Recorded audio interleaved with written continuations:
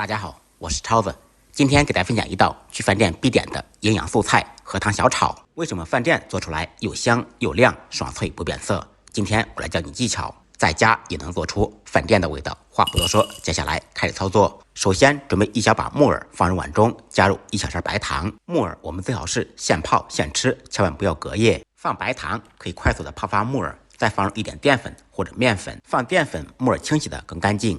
加入40度左右的温水浸泡，这样的话10几分钟木耳就泡好了。利用这个时间准备其他的配菜，一小节莲藕去掉外皮，切成稍微厚一点的薄片。切好以后放入清水中，加入一点白醋，稍微浸泡一会儿，这样可以防止莲藕氧化变黑，吃起来口感更加爽脆。10几块钱1斤的荷兰豆清洗干净，去头去尾，去掉筋络。荷兰豆的价格跟猪肉差不多，这就很离谱。这个时候木耳就泡发好了，水已经非常脏了，用手揉搓2遍，再用清水清洗2遍，彻底洗净。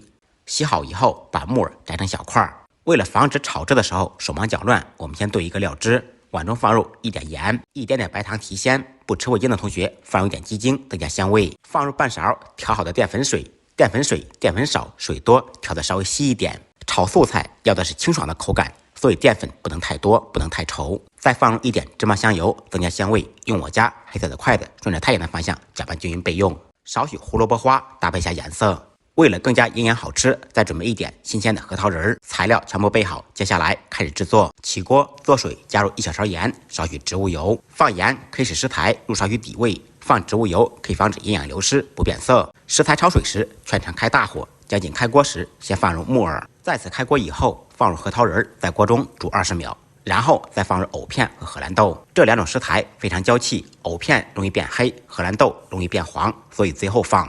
在锅中不要煮的时间太久，继续开大火烧开锅。开锅以后煮20秒，捞出控水。我们可以观察一下荷兰豆的颜色变成深绿色就可以了。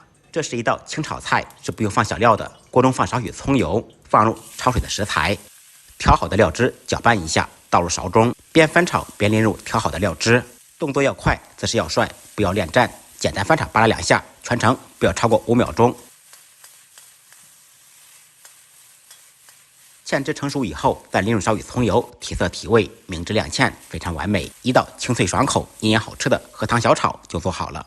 简单的家常菜，不一样的味道。我每天都在呕心沥血教大家做菜，麻烦动动您发财的小手，点个关注，点个赞。再忙再累，记得按时吃饭。下期视频见，拜拜。